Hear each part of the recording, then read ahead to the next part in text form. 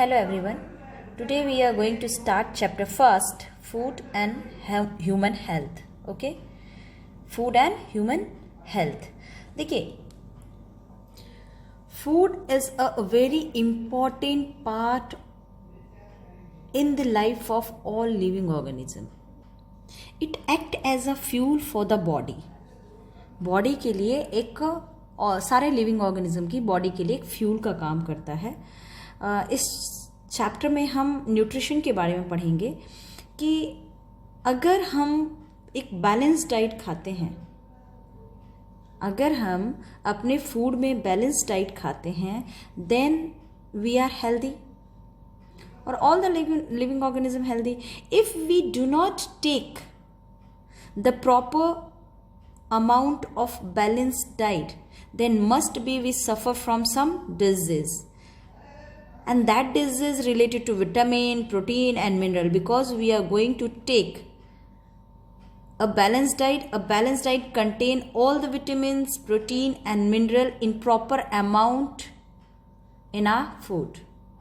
हमारे खाने में अगर प्रॉपर अमाउंट में सारे protein, vitamin, mineral, carbohydrate, fat, ये सारी चीज़ प्रॉपर और फिक्स अमाउंट में अगर हमारे फूड में होती है, that food is known as balanced diet.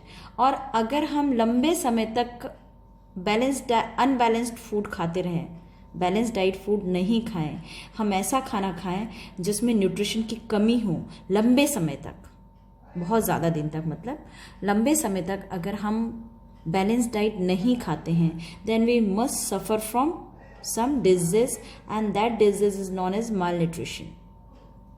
Okay, malnutrition it means कि खाना तो हम खाते हैं और खाने से हमें न्यूट्रिशन मिलता है, और डाइजेशन से खाना हमारे लिए क्या रिलीज करता है? एनर्जी. और ये एनर्जी हमारे बॉडी के डिफरेंट पार्ट्स को वर्क कराता है, फंक्शन कराता है. तो the energy is very necessary to do all the activities of the body. But इसके अलावा हम कार्बोहाइड्रेट एनर्जी गिविंग फूड है, फैट एनर्जी गिविंग फूड है, but protein body building food है, vitamin and minerals are protective food. They all are needed in a food in equal in a balance quantity.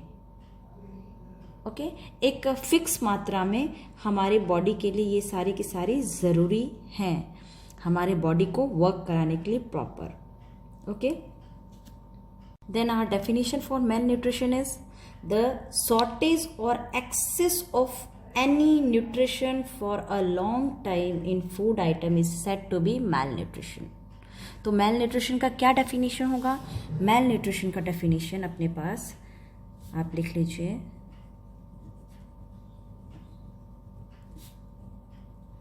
malnutrition का definition याद रखिएगा क्या होगा. Shortage, देखो कमी भी हो सकती है और ज़रूरत से ज़्यादा खाना भी. न्यूट्रिशन ज़रूरत से ज़्यादा, एक ही मिनरल अगर आपके खाने में ज़्यादा हो जाए तो भी आप बीमार पड़ सकते हैं. तो इसका डेफिनेशन क्या लिखेंगे? शॉर्टेज और excess of any nutrition in the food for a long time is called या is said to be malnutrition. Is said to be malnutrition. Okay, now हम लेते हैं विटामिन से होने वाली बीमारियां. Vitamin malnutrition. देखिए, इससे पहले हम जानेंगे बैलेंस और अनबैलेंस फूड क्या होता है. ठीक है, हमारा देश जो है, हमारे देश में माल न्यूट्रिशन की दो ही मेन कारण ज़्यादातर देखने में आई है, और भी कई कारण हैं, but the important two reason are poverty and bad habits. गरीबी, जो गरीब लोग हैं उन तक बैलेंस डाइट नहीं पहुंच पा रहा है. Because of this they suffer from malnutrition, and there are some bad habits of some peoples which make them suffer from malnutrition. Like आजकल लोग बर्गर खाते हैं, पिज्ज़ा खाते हैं, they are not a good food. ये nutrition से भरा हुआ खाना नहीं है, और लॉन्ग टाइम पे अगर ये खाते हैं तो obviously they suffer from some disease, some kind of disease. तो ये दो हैं, पॉवर्टी एंड बैड हैबिट। और माल न्यूट्रिशन के अंदर मेल न्यूट्रिशन क्या करेगा, आपकी फिजिकल और मेंटल दोनों हेल्थ को अफेक्ट करेगा। Mail nutrition also affect the physical and mental health. Okay, तो बैलेंस डाइट हमारे बॉडी को हेल्दी, मेंटली और फिजिकली हेल्दी बनाता है। और बैलेंस डाइट अपने इंडिया में, हमारे देश में मेल न्यूट्रिशन का सबसे बड़ा कारण दो ही है, पॉवर्टी एंड, और भी कई कारण है बट सबसे ज़्यादा बड़ा कारण दो ही है, poverty and bad habits. Okay, तो कुछ तरीके के मेल न्यूट्रिशन आपके बुक में जो दी गई हैं प्रोवाइड किए, विटामिन, प्रोटीन एंड मिनरल्स। हम लेते हैं नेक्स्ट टॉपिक अपना, विटामिन, मेल न्यूट्रिशन। विटामिन के बारे में आप काफ़ी पहले से पढ़ रहे हैं, बचपन से पढ़ाया जाता है। Vitamin A, vitamin B1, vitamin B2, vitamin B3, vitamin B12, vitamin C, vitamin D, vitamin E, vitamin K, खूब सारे विटामिन के बारे में पढ़ते हैं। आपकी बुक में vitamin A, vitamin B1, B2, B3, C और D दिया हुआ है। तो हम इन्हीं के बारे में पढ़ेंगे, इनके अदर्स नेम पढ़ेंगे और इनसे होने वाली बीमारियां और उनके सिम्टम्स। विटामिन से होने वाली डिजीजेस और उनके सिम्टम्स, और विटामिन को अदर क्या नाम है, उनको किस नाम से बुलाया जाता है। विटामिन ए को जैसे रेटिनॉल नाम से बुलाया जाता है। तो let's we take our topic vitamin, malnutrition. Okay, now our next topic is vitamin, malnutrition. Vitamin से होने वाली कमियां, विटामिन की कमी से होने वाली बीमारियां। तो सबसे पहले हम इस चार्ट को बनाने से पहले मैं आपसे रिक्वेस्ट करूंगी, कॉपी पेन ले लीजिएगा ताकि साथ में लिखते जाइए, तो आपको ज़्यादा हेल्पफुल रहेगा और लंबे समय के लिए आपके पास मटेरियल प्रिजर्व रहेगा।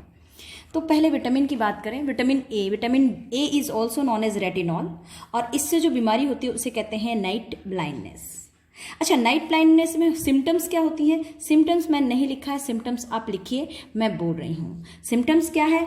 पुअर विजन इन डार्कनेस, अंधेरे में बहुत कम दिखाई देगा, जैसे जैसे रोशनी डिम होती जाएगी वैसे वैसे दिखना कम हो जाएगा।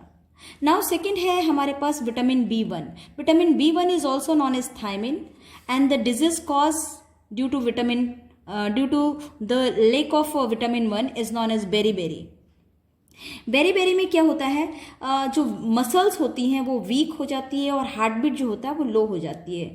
तो weak muscles and very little energy to walk and heart beat become low या लो हार्ट बीट। ओके, यानी हृदय की धड़कनें कम हो जाती हैं। ओके, नेक्स्ट है हमारे पास विटामिन B2।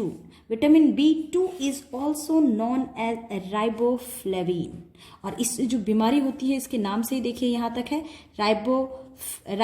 राइबोफ्लेबिनोसिस। ठीक है, तो राइबोफ्लेबिनोसिस, इसमें क्या होता है, मुंह, जो हमारा मुंह होता है उसका किनारा फट जाता है, होठ की जो स्किन होती है वो भी फट जाती है, और हमारी मेमोरी क्या हो जाती है, कमज़ोर हो जाती है।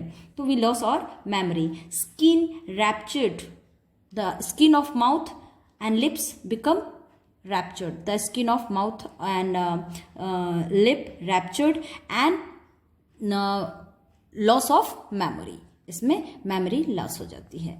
विटामिन B3 है हमारे पास नियोसिन, जिससे बीमारी होती है प्लेगरा।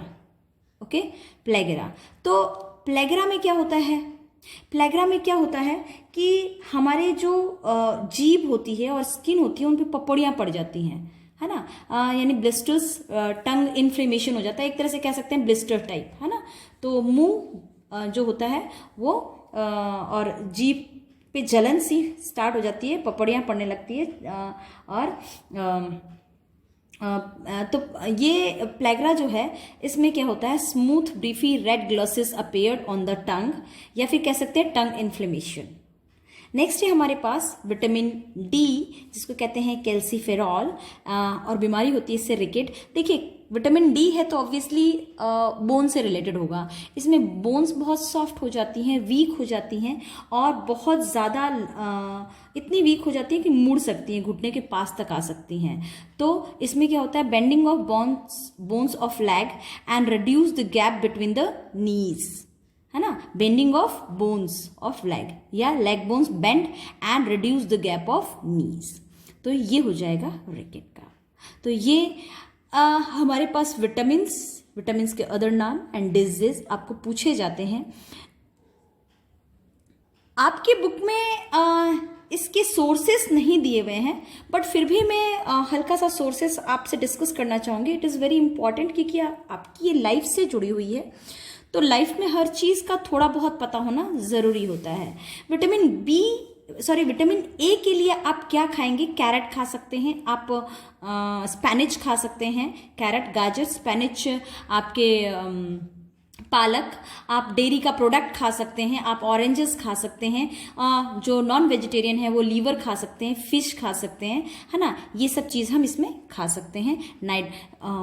जो फिश है उसमें विटामिन ए से भरपूर होते हैं फिश। ओके। B1 में बेरी को दूर करने के लिए हम क्या सोर्सेस खा सकते हैं? हम मीट खा सकते हैं, ब्राउन राइस खा सकते हैं, एग खा सकते हैं एंड वेजिटेबल्स खा सकते हैं। विटामिन B2 राइबोफ्लेविन से होती है, जो राइबोफ्लेविनोसिस डिजीज, इस डिजीज को सही करने के लिए हम क्या सोर्सेस खा सकते हैं? डेयरी प्रोडक्ट खा सकते हैं, बनाना खा सकते हैं, ग्रीन बीन्स खा सकते हैं। ओके।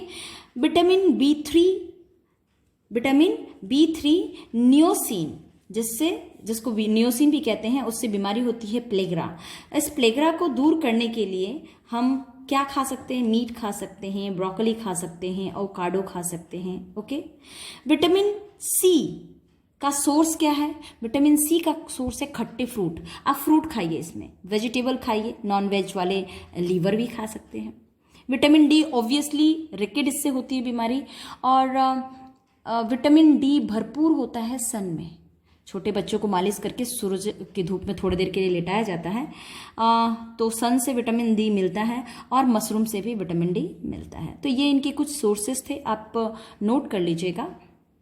नेक्स्ट हमारा टॉपिक हम जो ले रहे हैं वो है मिनरल्स मेल न्यूट्रिशन। नेक्स्ट है हमारा topic minerals mail nutrition. Yes sir, next topic is mineral mail nutrition.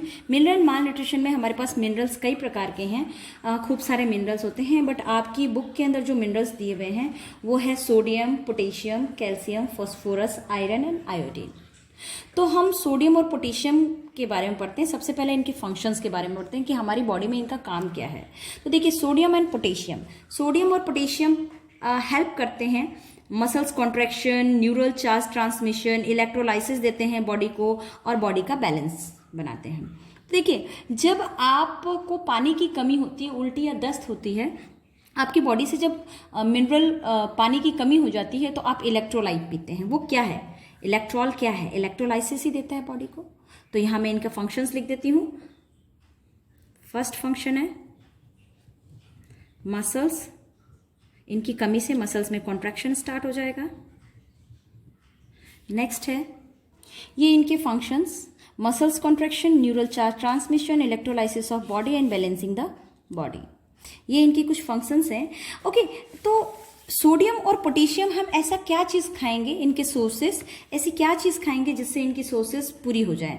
सबसे पहली चीज़, पोटेशियम में तो आप कुछ भी खाइए, हर खाद्य पदार्थ, हर सब्सटेंसेस, फूड मटेरियल खा सकते हैं। सोडियम में आप मछली खाइए, सी फूड, है ना, फिश खा सकते हैं, आप मीट खा सकते हैं, आप डेयरी प्रोडक्ट में मिल्क ले सकते हैं, आप कॉमन सॉल्ट यूज़ कर सकते हैं, इनसे आपको सोडियम मिल जाएगा। ओके। नेक्स्ट हमारे पास है कैल्शियम। नेक्स्ट है हमारे पास कैल्शियम विटामिन डी के साथ मिलके दांत और हड्डियों को मजबूती देता है। Okay, provide strength to the bones and teeth. Phosphorus भी यही करता है, provide strength to bones and teeth. तो ये दोनों का सेम काम हो गया, provide strength to bones and teeth. Now iron is a material. देखिए, आप ऐसे आयरन नहीं खा सकते, आयरन पड़ा हुआ है लोहा और उसको खा लीजिए, नहीं। हमेशा सॉल्युबल फॉर्म में ही मिनरल हमारे पानी के अंदर या फूड के अंदर सॉल्युबल फॉर्म में होते हैं, जिसको हमारी बॉडी, हमारी सेल्स लेती हैं। ऐसे आप नहीं ले सकते डायरेक्ट। आयरन क्या करती है? आयरन हमारी ब्लड के अंदर हेमोग्लोबिन को बनाती है, और हेमोग्लोबिन ही वो पिगमेंट्स हैं जो हेमोग्लोबिन हमारे ऑक्सीजन को कैरी करके ऑक्सी हीमोग्लोबिन बनता है, और ऑक्सी हीमोग्लोबिन बन के ऑक्सीजन को ट्रांसपोर्ट करता है हर एक बॉडी के सेल तक, ताकि वो फूड को ऑक्सीडाइज कर सके और एनर्जी को प्रोड्यूस कर सके। तो सीधी सी बात है, हमारा आयरन क्या करता है, हेल्पफुल है हीमोग्लोबिन को बनने में। तो help in production of haemoglobin, production of haemoglobin. तो production of haemoglobin of the blood, blood की हीमोग्लोबिन, ब्लड के अंदर जो हीमोग्लोबिन प्रेजेंट है वो उसका प्रोडक्शन करता है। नेक्स्ट है हमारे पास आयोडीन। देखिए वेरी इंपॉर्टेंट टॉपिक, हम ये बहुत ही इंपॉर्टेंट टॉपिक डिस्कस कर रहे हैं आयरन एंड आयोडीन का। आयोडीन की कमी की वजह से, अगर इसकी कमी हो जाती है तो एक बीमारी होती है, disease, that is known as goitre. Goitre में क्या होता है, एक्चुअली हमारे गर्दन के अंदर है थायराइड ग्लैंड, हमारे नेक में है थायराइड ग्लैंड, वो प्रोड्यूस करता है थायरॉक्सिन हार्मोन। तो थायराइड ग्लैंड को थायरॉक्सिन हार्मोन प्रोड्यूस करने के लिए आयोडीन चाहिए। आयोडीन नहीं मिलता तो थायरॉक्सिन हार्मोन प्रोड्यूस नहीं होता। उसकी वजह से गले में क्या हो जाता है, स्वेलिंग आ जाती है और गला स्वेल होकर पूरी तरह से लटक जाता है और उस डिजीज को कहते हैं गोइट्रा। ओके, तो इसमें क्या होती है कि due to the deficiency of iodine goitre cause. तो ये हेल्पफुल क्या है, production of thyroxine hormone, it is helpful in the production of thyroxine hormone,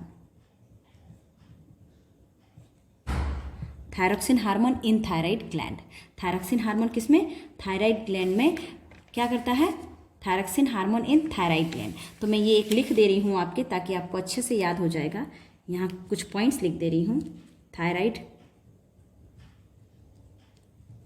thyroid gland क्या प्रोड्यूस करता है, ये नोट हो जाएगा, थायरॉक्सिन हार्मोन। और थायरॉक्सिन हार्मोन की कमी से क्या होती है बीमारी, goitre. Disease cause due to lack of iodine,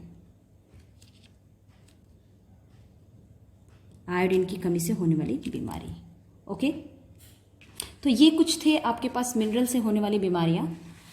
now हम डिस्कस कर रहे हैं अब प्रोटीन से होने वाली बीमारियां, प्रोटीन की कमी से होने वाली बीमारियां। तो प्रोटीन मेल न्यूट्रिशन। तो let me take our topic protein malnutrition. Okay, next है हमारा protein malnutrition. Protein malnutrition यानी प्रोटीन की कमी से होने वाली बीमारियां। देखिए एक्चुअली क्या होता है कि हमारा इंडिया जो है, इंडिया में बहुत सारे लोग गरीब हैं और इसी वजह से सही हमारे फूड में सही क्वांटिटी में प्रोटीन नहीं मिलने से इस तरीके की बीमारी हो जाती है। ज़्यादातर they are mostly the small child, pregnant women are affected and teenagers are affected. ठीक है, तो लेक ऑफ प्रोटीन की कमी से होने वाली बीमारी क्वाशियोकोर। इसमें क्या होता है, जो बॉडी होती है वो स्वेल हो जाती है, सूज जाती है, फूल जाती है ना, भूख नहीं लगती, कम खाना खाता है इंसान, स्किन येलो हो जाती है, ड्राई हो जाती है, ब्लैक हो जाती है और रेसेस से भर जाती है, रेसेस से भर जाती है।